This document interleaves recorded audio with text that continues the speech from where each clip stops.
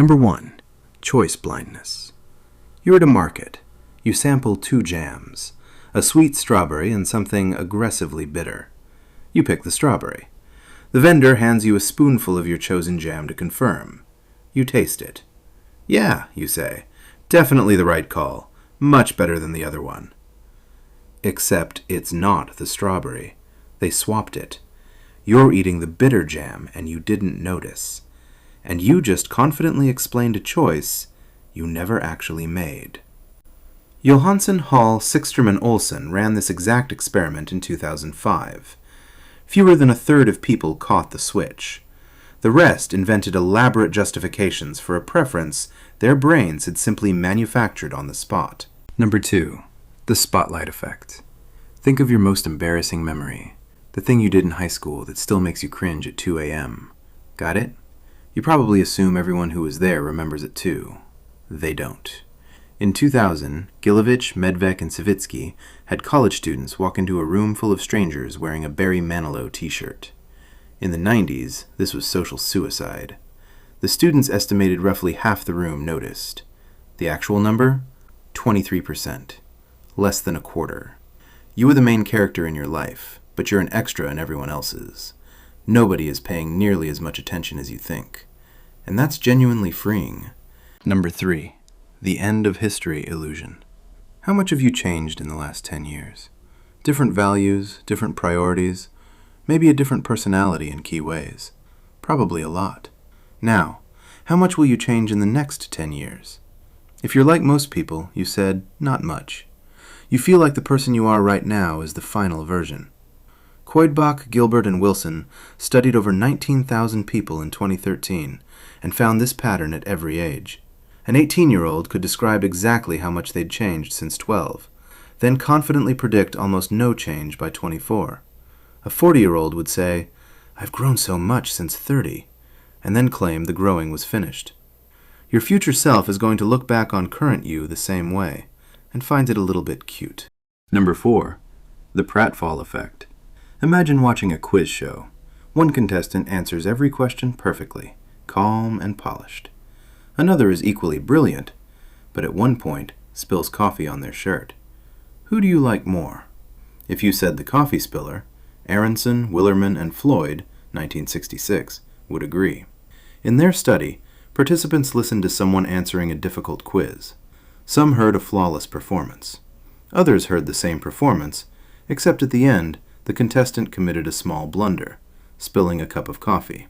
The flawed version was consistently rated as more likable. Being too competent creates distance.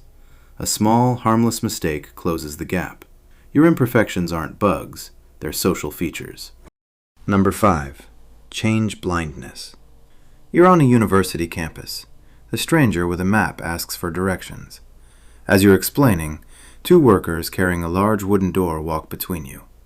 By the time the door passes, the stranger has been swapped for a completely different person. Different height, different clothes, different voice. Do you notice? In 1998, Daniel Simons and Daniel Levin ran this. Roughly half the participants kept giving directions to the replacement, as if nothing had happened. They were looking directly at a different human being, and their brains simply didn't register it. You are not seeing reality. You are seeing a rough draft your brain fills in with assumptions. And those assumptions are wrong a disturbing amount of the time. Number 6. The Google effect. What's the capital of Mongolia?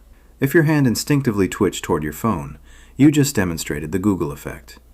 In 2011, Sarkro, Liu, and Wedner ran experiments showing that when people know information is easily searchable online, they become worse at remembering it. Participants typed trivia facts into a computer. Those told the computer would save everything remembered, significantly less than those told the facts would be erased. Your brain has outsourced its memory to the search bar. You don't store facts anymore. You store where to find facts. Efficient? Absolutely. Slightly terrifying that without your phone, you might not remember what you learned yesterday. Also yes. Number 7. Reactance theory. Tell a toddler, don't touch that, and watch their tiny hand accelerate toward it like it's magnetized. That impulse never goes away. It just learns better vocabulary.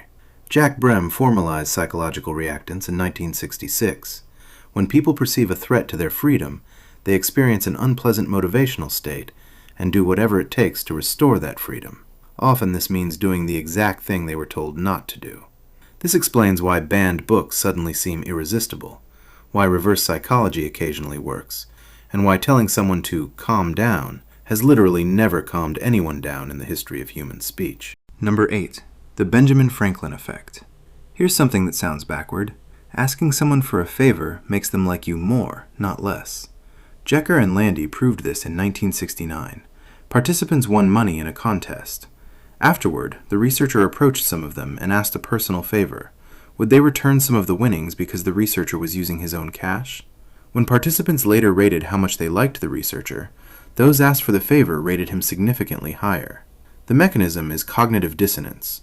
Your brain can't sit with, I did a favor for this person, but I don't like them. So it resolves the tension by deciding, I must like them. Why else would I have helped? Benjamin Franklin figured this out in the 1700s.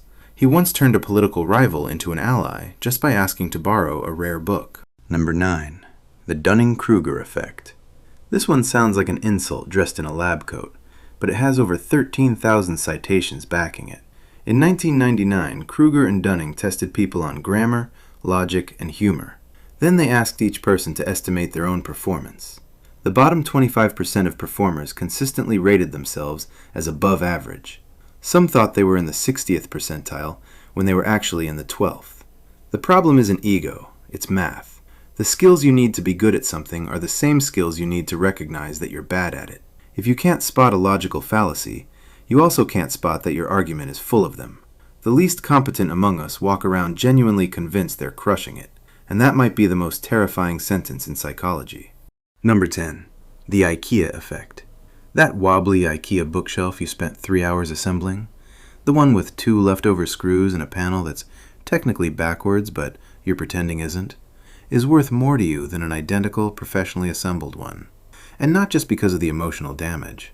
Norton, Mocon, and Ariely demonstrated this in 2012.